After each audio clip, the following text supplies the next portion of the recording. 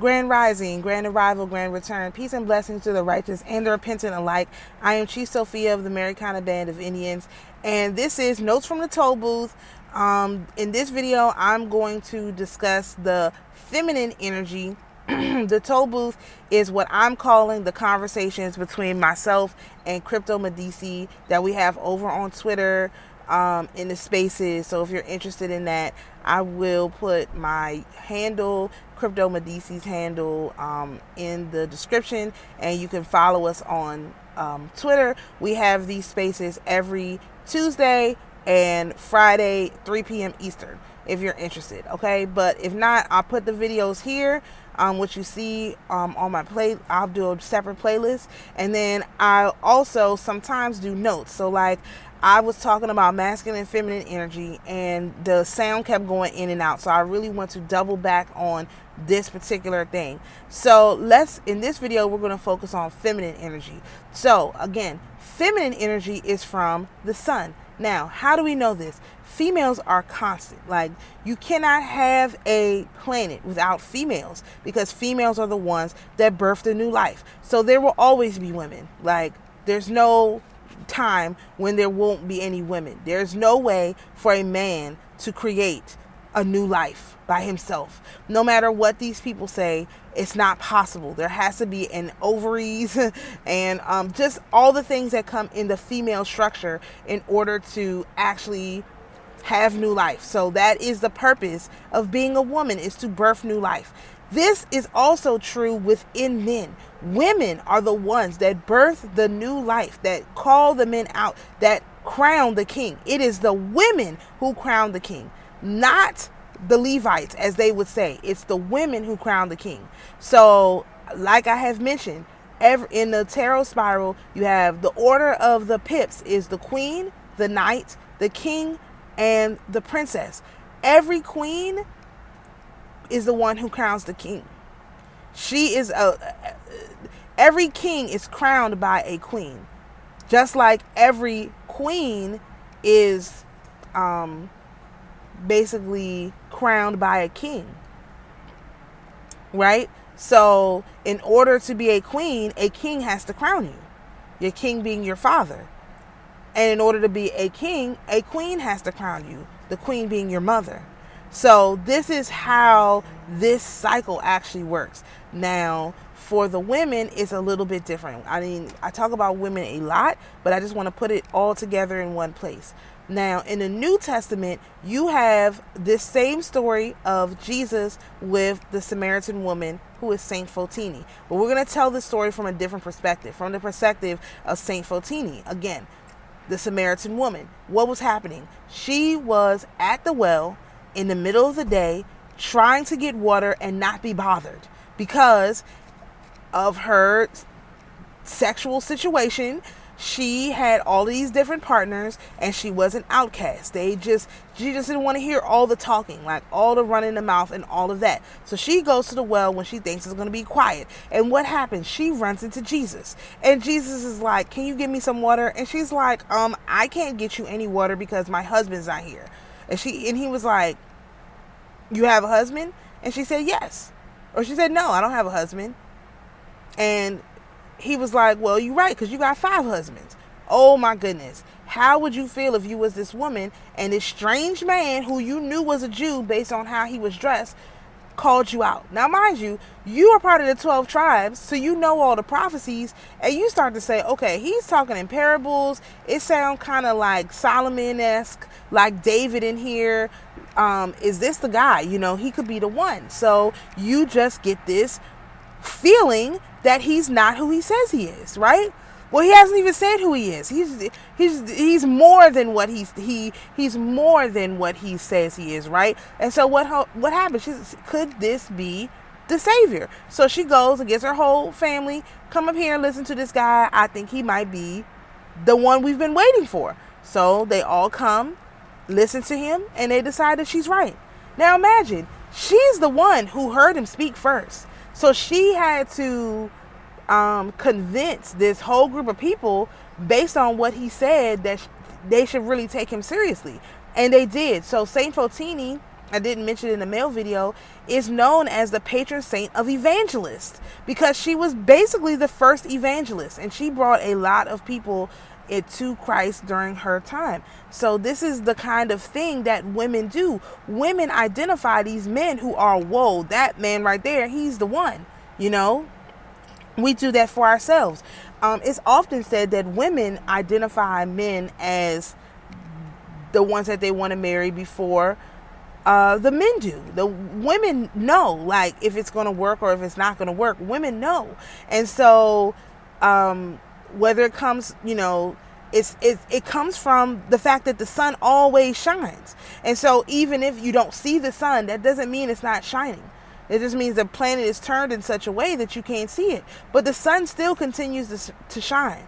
And so literally, that's why your female intuition is really important, because it works all the time. It never turns off. That's a thing about being a woman. Your intuition never turns off. Men, they have downtime. They do. They have downtime. But women don't get downtime. We are always on, and we're capable of doing that. Women are extremely capable of running households. That's what we're supposed to do with our energy. We're supposed to be the timekeeper for our family. Like, I'm a timekeeper. I keep the time. But we're supposed to be the timekeepers in our families. We're supposed to be the ones keeping track of all the stuff that's going on and make sure everything happened. We're supposed to have the servants doing this, make sure the fields are doing that, gather this stuff. Read Proverbs 31. It lines out literally what women are supposed to be doing. It is extremely detailed, but most people don't take it literally. In Proverbs 31, I'm sorry. In Proverbs 31, what does it say the woman is doing? She's out here considering a field, making sure the clothes are ready, making sure people are eating, they've done everything. What is the man doing? Oh, he's off somewhere sitting at the gate. Now, if you don't know what that means, because you're not voiced on like the time period, when a man went to sit at the gate, that's him hanging out with his friends. They're, talking about stuff and thinking and whatever. Like, they're out there doing their own thing. Then you're not in their business.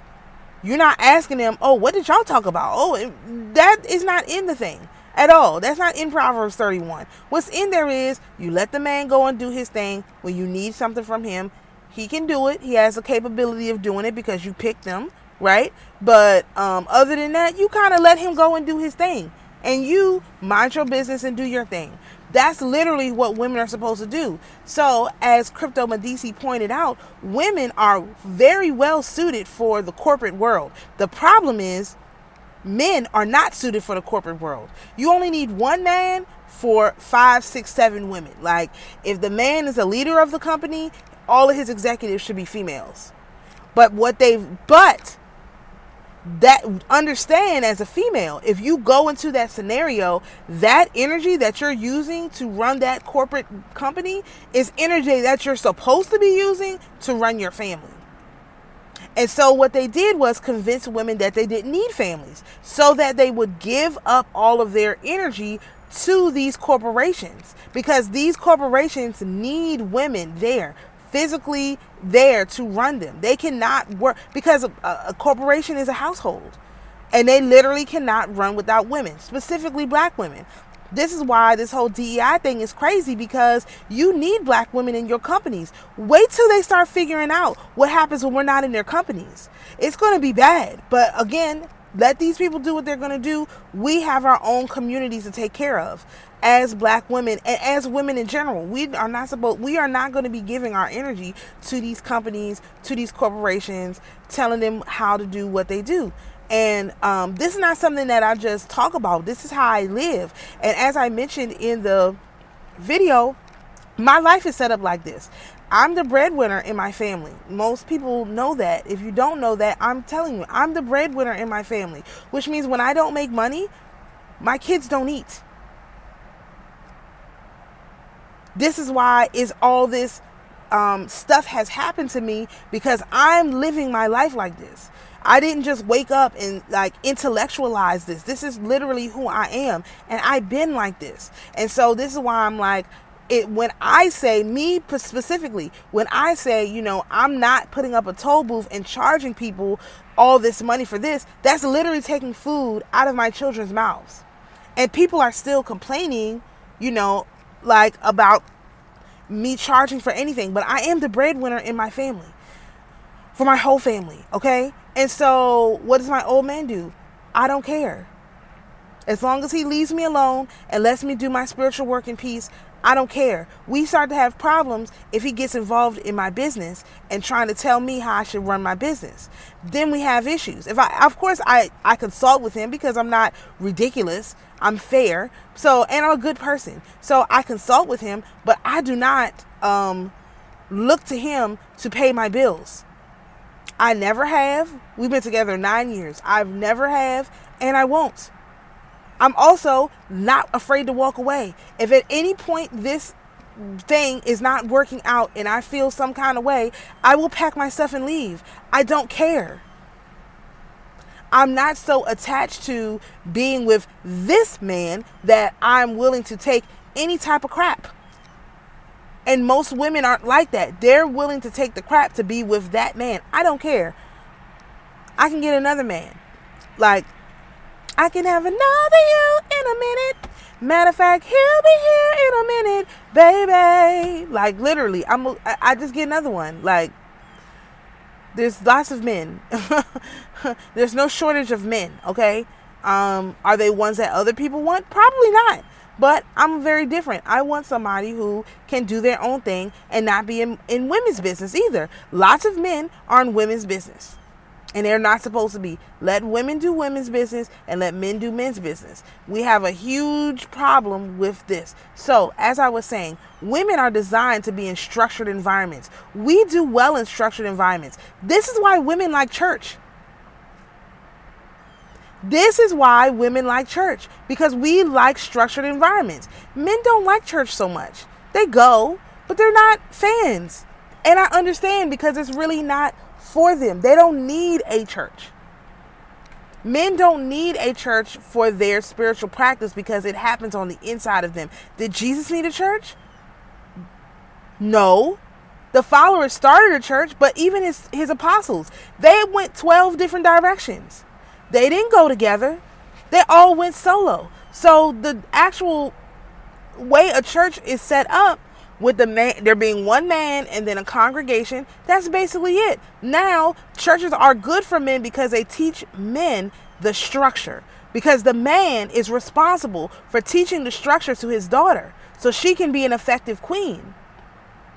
The women are responsible for teaching the emotion to their son so they can be a constructive king. So you need both energies in order to raise well-rounded children. They have to see that they're different. And that's how I live my life. That's how I live my life. So it's not impossible. It's not impossible. But you have to, and sometimes the women are better in the households because they run the households like a kingdom. So people often say, well, what do those monarchs do? What do those rich people do? Why do they have time to sit around and all of this stuff? You don't understand. When you are the person who is running the household, you are extremely exhausting because you're trying to game plan everybody's thing in your mind. And if you don't have the skills to do that, your household will be in disarray. I know lots of people whose households are just in disarray. It's because they don't have the skills to run the household in their mind. So what they really need to do is to hire people. If you don't have the capacity to do it yourself, you hire people. But of course, they got the money all messed up. I mean, again, most of these problems can be resolved with money. These are most of this stuff is money problems. If the money problems went away, which of course, you know me, we're working on that. But if you don't understand what your role is, it's not going to make any sense. So women are the ones who bring the structure. Women are the ones who anoint the children, especially their sons. They're the ones who, if you remember back in the day, what would the grandmas do? They would say, oh, this son is so special. He would be good at this. He would be good at that. That's what women do. And what men do is they show the women, their daughters, how to be emotional, what to care about and why and when. Because the thing is that Jesus didn't care about everything. Again, he went to the temple one day.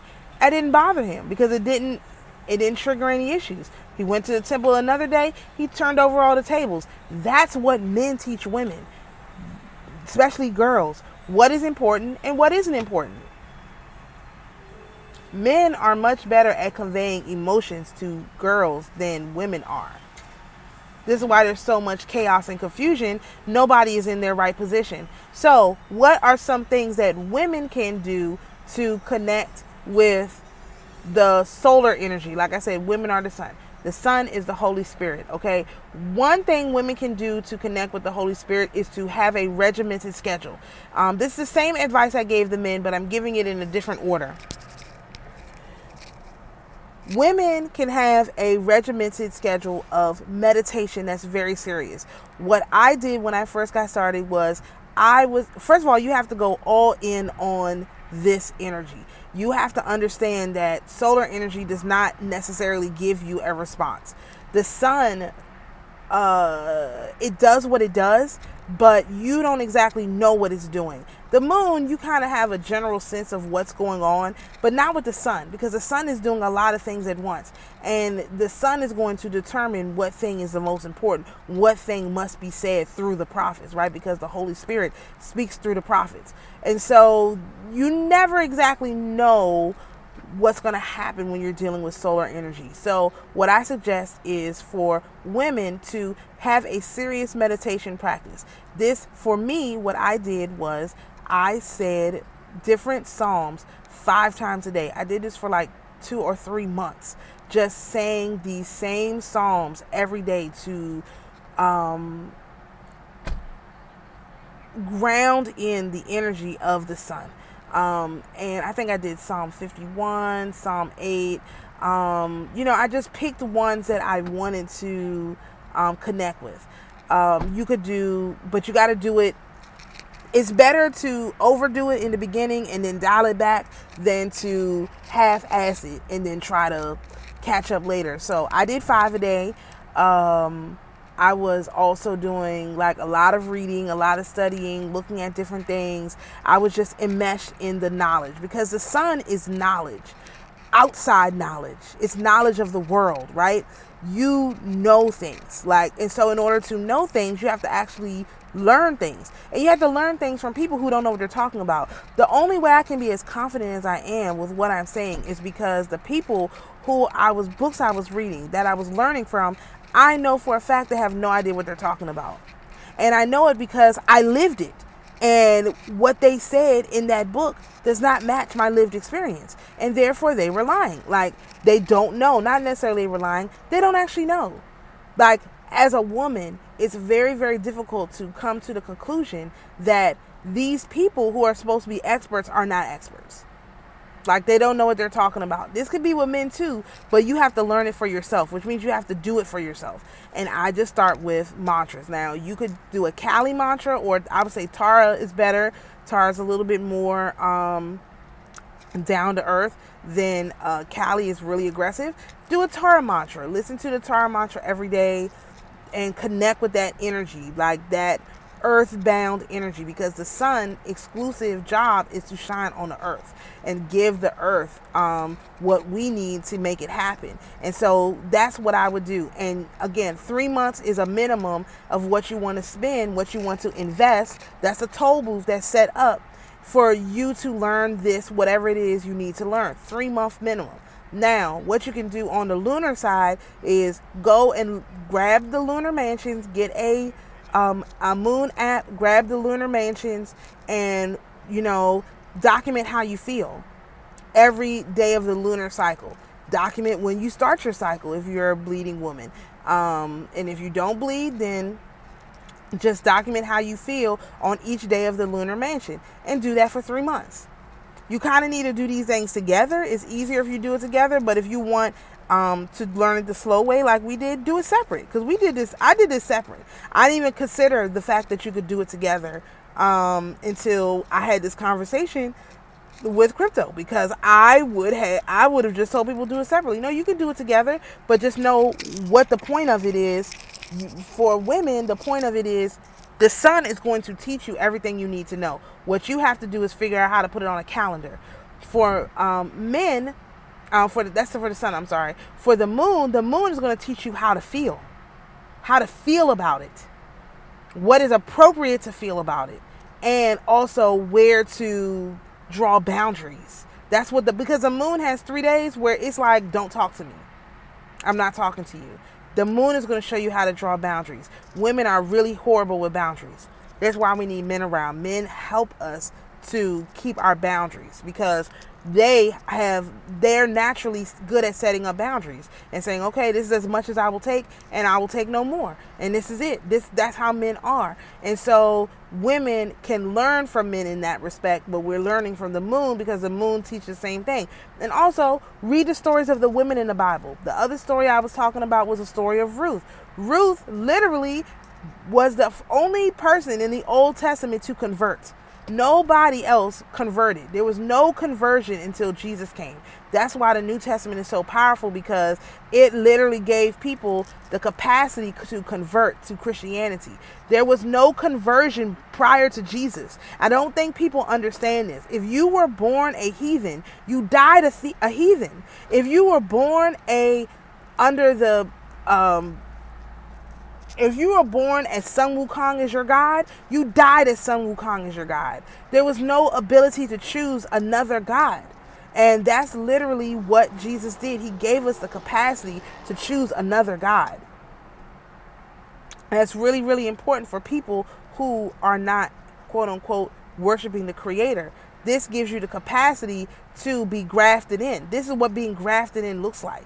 And, they don't want to talk about it like this, because then they can't set up their own actual toll booths to where they want you to pay actual money. Whereas my toll booth is, you just got to listen to me ramble on for ever a couple hours videos with hard sound, but I'm going to tell you how to solve your problem. We do solutions over here. That's been from day one. We did solutions. We identified problems and we found solutions. We operated from a solution-based perspective, and that's what we'll continue to do. So I hope this video is helpful for women who are trying to connect with the solar energy. Remember, women are solar in nature, North Node in nature. That's what the energy we need to be connecting to. That's the energy we need to be connecting to. So shalom, peace and blessings, and we'll see you in the next video.